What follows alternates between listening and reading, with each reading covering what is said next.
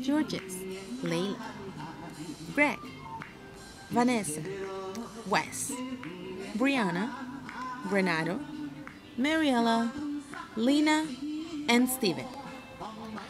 These 10 students decided to study abroad in China this past summer. Steven is going to tell us what it was like to study in China. Why I chose to study abroad in China was because I wanted a unique study abroad experience. A lot of my friends were going to Europe and other places that, are a little bit more accessible, but, when you think China, like that says something. It's a unique experience. I enjoyed learning some of the language, ni hao, and some of that stuff. We did 2 hours a day of Chinese, which was quite difficult because it was a full immersion experience in the language. We didn't have a professor that spoke much English, so it was basically everything was said in Chinese, which was kind of difficult at first to learn. But we started to practice a lot in the marketplaces, and that's where I picked up majority of the language. The facilities and a little bit more about the buildings over in China. They are quite different. A lot of the times they were westernized, but I had to feel bad for some of the girls when they had to use the squatter toilets because it is quite different than what we have in Western society.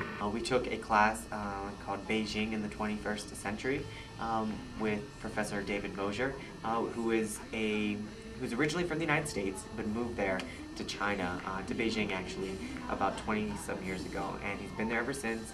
And he was great at facilitating discussions about the differences between the United States culture and the culture that the Chinese live in. He took us to a wide range of different venues. We went to the Olympic Village.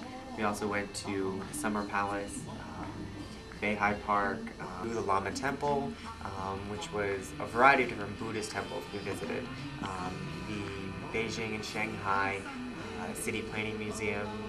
We also went out a good bit. We went clubbing, dancing, had some fun. After class, we would always go out into the city, trading and bartering different prices, unique gifts that we could bring back for our friends and families. In the following video, Renato, Steven, and Wes decided to be adventurous by eating a scorpion in one of the most famous streets in China, Wan Fujin. Get your curly hair out of the way. Wait, tail off, right? Yeah. I'm just gonna bite right there. I can't get you all you. So you take the tail off? Yeah. Take your tail off. Are you taking good photos? Oh yeah. Stand right here. Move right. a little too flag. Are you ready? Go ahead, Steve. Do it. Oh, son. Oh my God! Yummy, yummy, yummy. Definitely one of the highlights of my college career. I would definitely do it again in a heartbeat. I learned a lot.